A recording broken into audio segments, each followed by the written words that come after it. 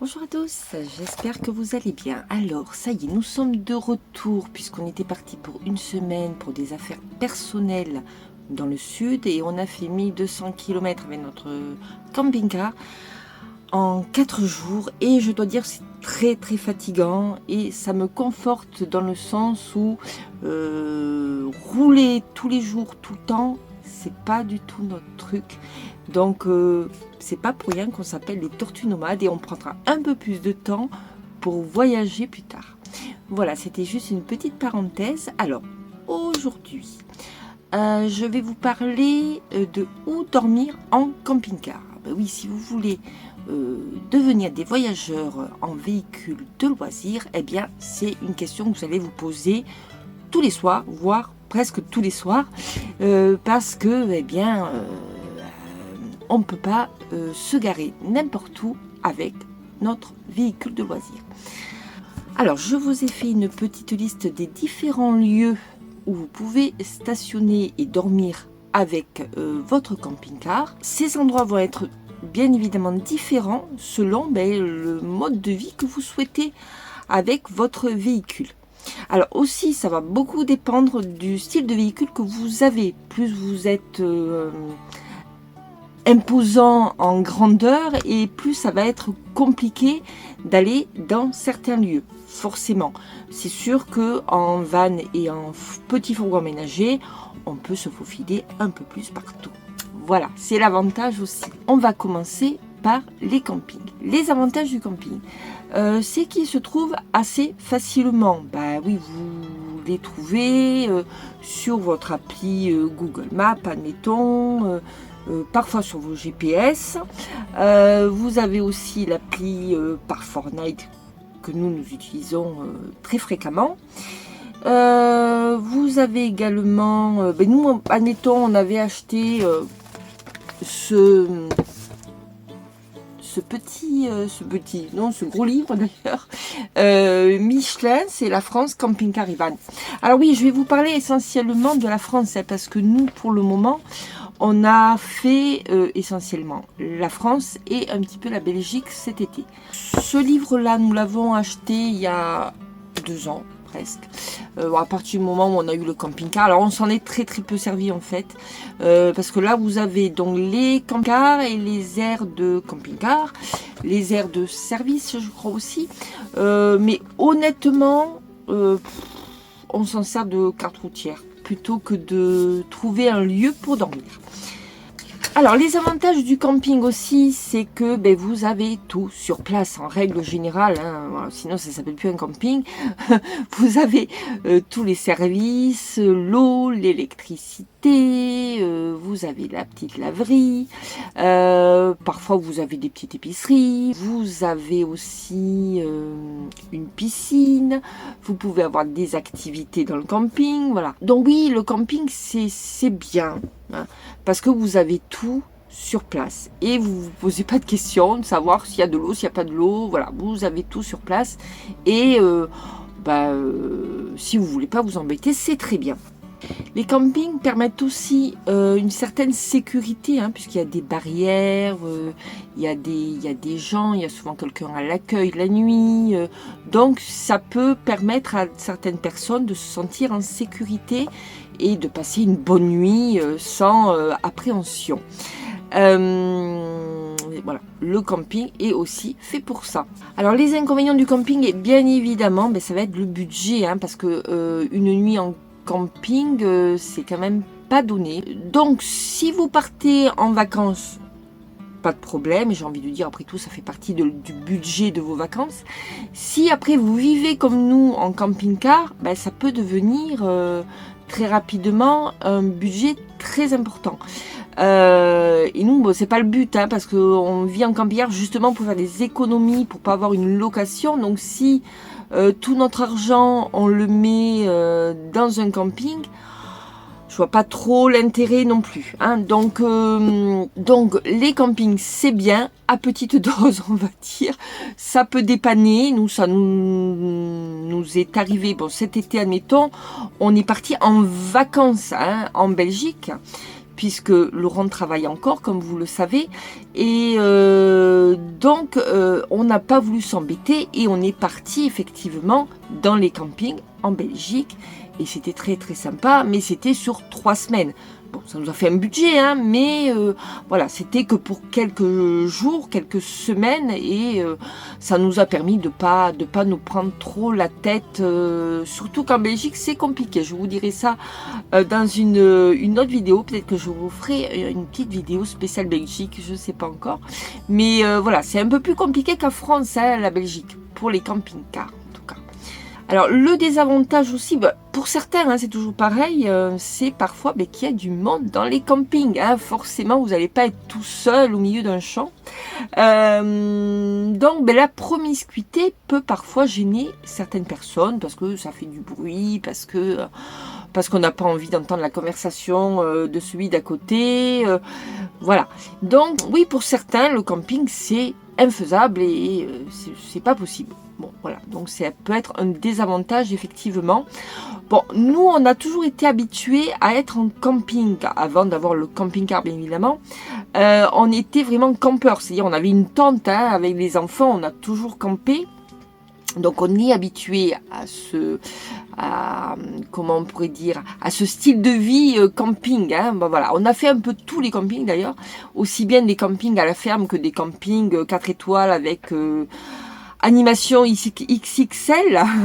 Donc voilà, on a fait un petit peu toutes sortes de camping. Nous, on aime le côté camping, le côté discuter avec les gens, boire l'apéro, voilà, c'est notre truc, quoi. Mais on aime bien aussi être tranquille. Donc voilà, on fait un peu tout. Alors, nous, actuellement, non, les campings, c'est trop cher pour nous actuellement. Mais sinon, pour passer des vacances, moi, je trouve que c'est plutôt sympathique. Voilà. Vous avez les aires de stationnement pour camping-car. Alors là, vous le trouvez. Alors moi, je trouve que par Fortnite, pour ça, c'est génial. Vous cherchez une aire de camping-car. Vraiment, cette application est quand même super bien faite. On en a essayé d'autres, mais on trouve que c'est moins performant. Bon, voilà. Donc, on est resté sur par Fortnite. Alors, pour ceux qui ne savent pas, les aires de camping-car, évidemment, c'est fait pour les camping-cars.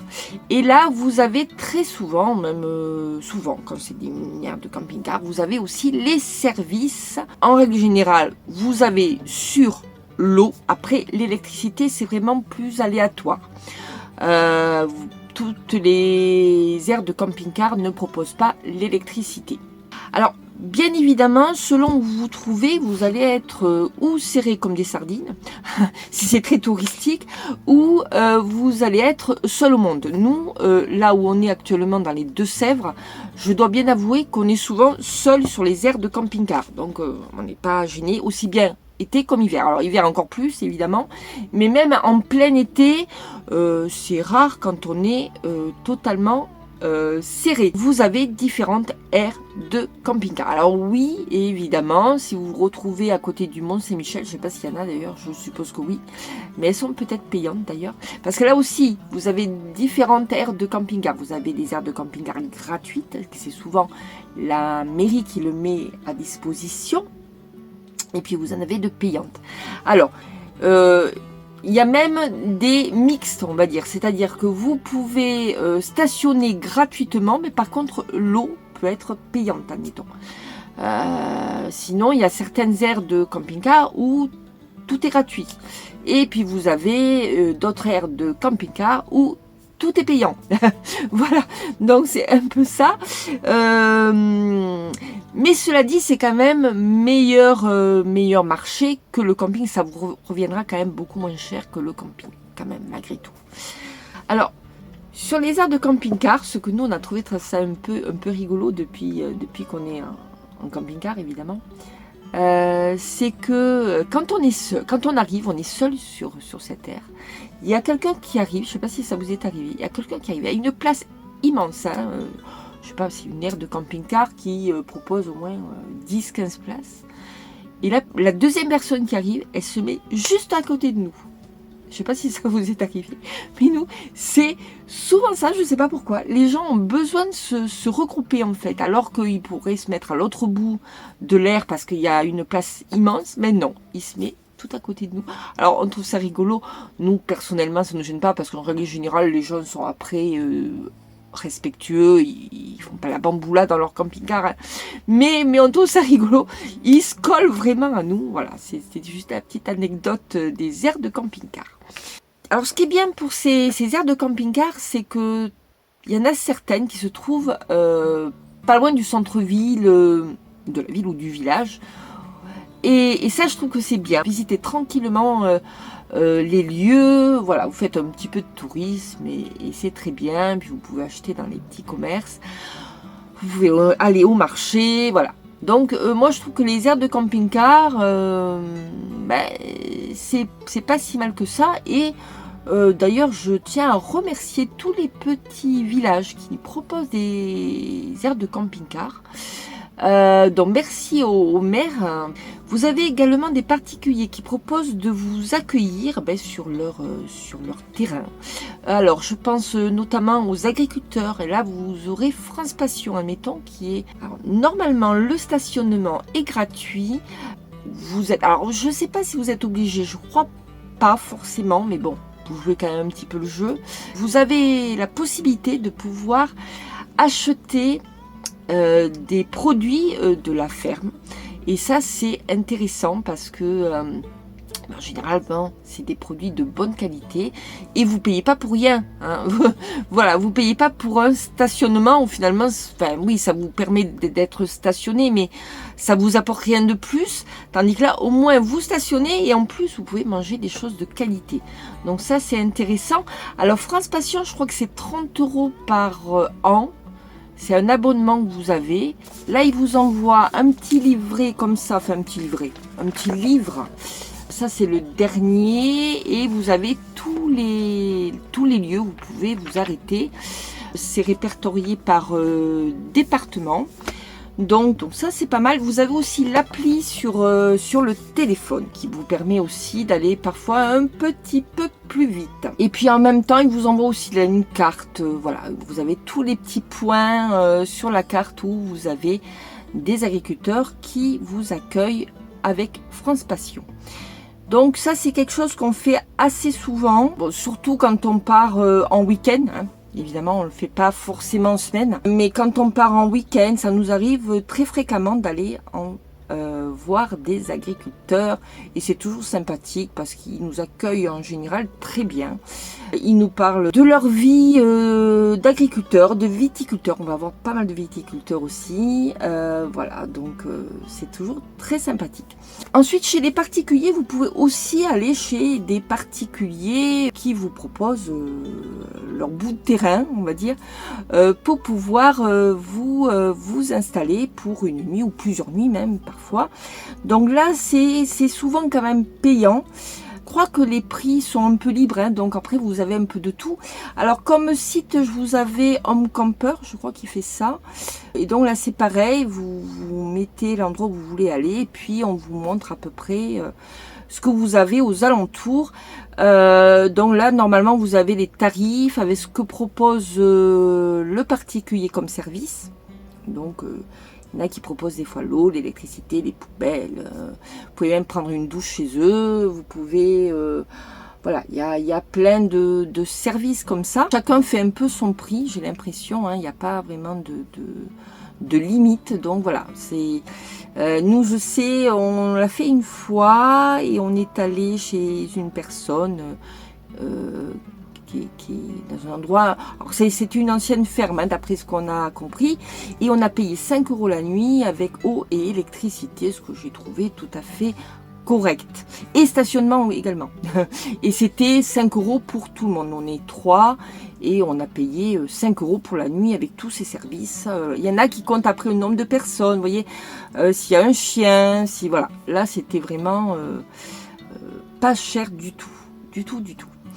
Alors ensuite, il y a des parkings qui sont réservés pour les camping-cars. Ces parkings, ils sont pas toujours très grands, hein, donc c'est souvent plus pour les petits camping-cars et les fourgons et les vannes. plutôt que pour les grands camping-cars. Bon, après, il se peut, enfin nous on n'en a jamais vu, mais il se peut qu'il y ait des parkings qui proposent des grandes places. C'est possible, mais nous on n'en a pas vu. Donc c'est souvent des parkings, alors il y a des parkings réservés pour les camping-cars. Il y a souvent pas de service, c'est vraiment, vous êtes là pour dormir. Alors, je voulais faire un petit point sur les parkings. Parking ne veut pas dire s'étaler. C'est-à-dire que normalement, un parking, vous êtes là que juste pour vous parquer quelque part. Hein. Enfin, j'aime pas trop ce mot, mais vous devez pas sortir vos cales, votre auvent, vos tables, vos chaises. Bon, j'ai même lu que normalement, on n'a pas le droit de déplier son antenne.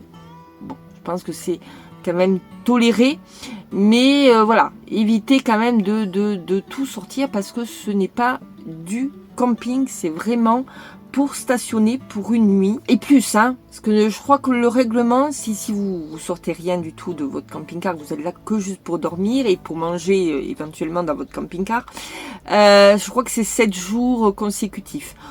Ça peut être valable en cette saison, quoi, hein, en plein hiver. Voilà, c'est quelque chose de gérable. Nous, actuellement, on est sur un parking à jour-nuit camping-car.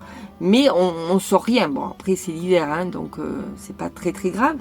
Donc ces parkings peuvent être vraiment sympas, mais uniquement l'hiver, parce que l'été, enfermé dans un camping-car, c'est pas l'idéal. Voilà. Vous avez des aires de service sans stationnement. Ça veut dire que vous pouvez vider votre eau grise, votre eau noire. Vous pouvez remplir votre camping-car d'eau. Alors parfois c'est gratuit, parfois c'est payant, voilà, ça dépend. Mais vous ne pouvez pas stationner. C'est vraiment uniquement pour vos services. Alors vous avez la possibilité également de vous mettre sur des aires de pique-nique. Alors il y a des petites aires de pique-nique, là ça va pas être évident, à part si vous avez un van, à la limite ça peut peut-être passer. Mais bon, les gros camping-cars c'est un peu compliqué. Mais si c'est une grande aire de pique-nique, comme des fois ça peut arriver quand même, hein, vous avez la possibilité de dormir là pour une nuit, voire plusieurs nuits, hein, si c'est pas interdit. Voilà. C'est toujours pareil, hein, il y a après des panneaux qui disent une nuit autorisée, mais pas plus, hein, maximum. Donc après, il faut vous plier au règlement parce que c'est comme ça. Voilà. Alors ce qui est bien sur les aires de pique-nique, c'est que souvent vous avez des toilettes quand même. Et puis vous avez un point d'eau qui peut vous dépanner, en tout cas, au moins pour la soirée. Alors évidemment vous avez les aires de repos sur autoroute. Alors nous on n'a pas fait, on n'a jamais fait ça. Je sais que souvent c'est déconseillé, hein, les aires d'autoroute, parce que vous avez beaucoup de va-et-vient. Et puis vous savez pas sur qui vous pouvez tomber. Et souvent les aires d'autoroute c'est pas très... c'est pas terrible, quoi. Bon voilà. Donc si vraiment vous y arrêtez, faites attention quand même. Voilà. Voilà, c'est pas non plus toutes les aires d'autoroute sont pas des coupe-gorge, hein, c'est pas ce que je veux dire non plus, mais il faut faire attention un petit peu aux aires d'autoroute. Justement sur Pathfinder, si vous vous arrêtez sur une aire d'autoroute, vérifiez les avis des gens. Ça peut vous donner une idée quand même de savoir si là où vous vous arrêtez c'est sécure ou pas. Bon, après vous avez le parking lambda, hein. Nous ça nous est arrivé, hein, de dormir sur des parkings. Alors oui, là aussi, on ne se réveille pas toujours sur un lieu magnifique. On est aussi très souvent sur des parkings, pas toujours sur des lieux merveilleux. Oui, c'est ça aussi. Quand on voyage, surtout à l'année, on prend un peu ce qu'il y a aussi. Hein, voilà. Donc les spots magnifiques, nous ça nous est arrivé à en faire, hein, mais c'est pas quotidien. C'est ça c'est sûr. Donc vous avez aussi le parking lambda, donc vous avez toutes sortes de parkings. Hein. Vous avez les grands parkings où là vous pouvez stationner assez facilement. Et puis vous avez les petits parkings de village qui peut être faisable pour un van, hein, ou pour un fourgon aménagé. Alors faites attention aussi, il y a des parkings uniquement jour. C'est-à-dire vous pouvez stationner en journée mais pas la nuit. Donc, et là, quand c'est pas marqué, bah, j'ai envie de dire, vous pouvez y dormir. Mais voilà, faites attention à ça. Il y a des fois des parkings uniquement jour. Là, c'est pareil, hein, c'est uniquement stationné. Il faut faire la différence entre... On a le droit de stationner, mais on n'a pas le droit forcément de camper. Hein. Sur un parking, vous n'allez pas commencer à tout sortir non plus. L'amende n'est pas donnée. Hein. Je ne sais plus combien c'est, mais si vous avez... vous tombez sur quelqu'un qui est vraiment à cheval sur le règlement, ça risque d'être un petit peu salé. Donc, faites attention quand même. Ce que je peux dire aussi, c'est là où une voiture peut stationner, vous avez le droit de stationner dans une rue. Bon, à partir du moment où vous gênez pas la circulation, et puis que vous gênez pas aussi les personnes qui vivent dans cette rue. Imaginez que c'est une rue un peu étroite. Alors effectivement, les voitures passent, mais vous bouchez totalement la vue de la personne qui habite juste à côté de votre stationnement. Enfin, voilà. Vous pouvez y rester une nuit, mais après vous allez passer 7 jours devant cette maison où vous lui bouchez complètement la vue. Il faut aussi faire attention aux gens qui habitent autour, quoi. Voilà. Avoir un petit peu de bon sens, c'est bien aussi. Alors il faut faire attention aussi parce que certaines municipalités interdisent aux camping-cars de stationner à certains endroits. Donc là, faites attention aux panneaux.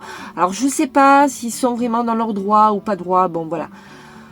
Après, vous respectez, voilà, on va pas chipoter non plus chaque fois. Ah, c'est pas vrai, on a le droit de s'y mettre. Bon, mais voilà, le maire a décidé qu'il voulait pas. Eh ben, vous changez de coin. Il y a tellement d'autres possibilités de stationner. On joue le jeu aussi, hein, voilà, c'est comme ça. Alors ensuite, je vais vous parler du camping sauvage, ou on peut dire aussi le bivouac, hein, voilà. Alors, que dit la loi? La loi nous dit qu'on a le droit de faire du camping sauvage, sauf si on n'est pas, sauf si c'est interdit, évidemment, si vous avez un panneau interdit, ou bien si on n'est pas sur un terrain privé. Si c'est un terrain privé, il faut demander l'accord du propriétaire. Alors, comment vous dire que quand on arrive à un endroit, alors si c'est mentionné effectivement, il n'y a pas de problème. Si c'est pas mentionné, comment savoir si c'est privé ou pas? C'est un peu compliqué quand même, hein. Bon, voilà. Après, ça c'est dans les faits, on va dire, hein. Dans la réalité, bon, à partir du moment où vous sortez pas, c'est toujours pareil, hein, où vous étalez pas non plus, où vous faites attention de ne pas gêner la circulation, parce que si vous mettez sur un petit chemin et puis que le matin il y a un tracteur qui veut passer et qui passe pas, bon, voilà.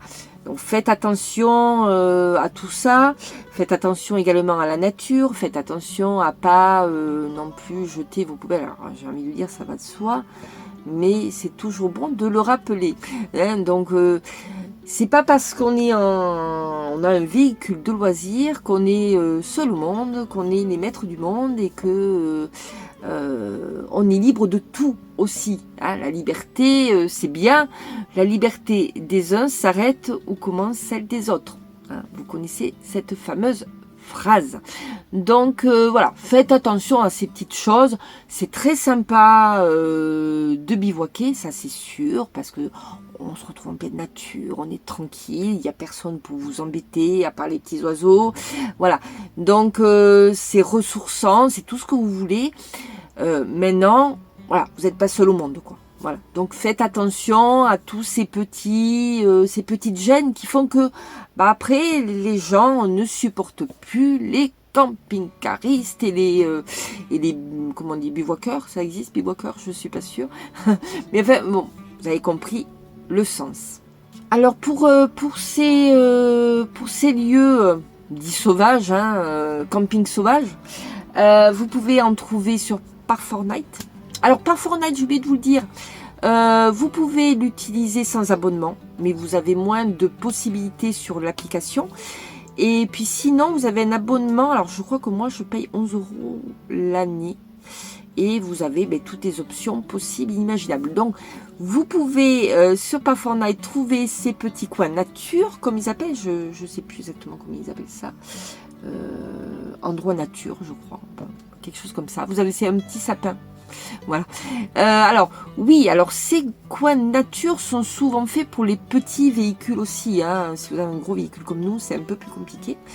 Mais voilà, si vous avez un petit fourgon, c'est pas mal.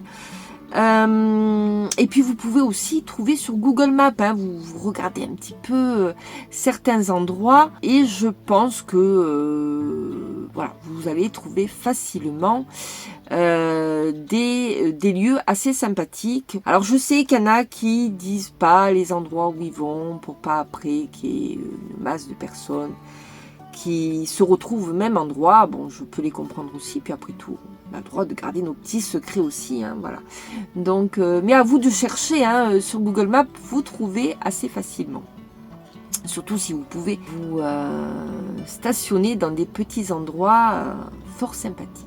Ben écoutez, je crois que j'ai fait le tour de tout ça, de tous ces endroits. Ben, j'espère que ça vous aura un petit peu aidé si vous voulez commencer à voyager avec votre véhicule. La semaine prochaine, vous me retrouverez sur une vidéo sur les suspensions pneumatiques parce que notre camping-car Turtle en a bien besoin. Donc, je vous dis à très vite, à très bientôt. Ciao, ciao.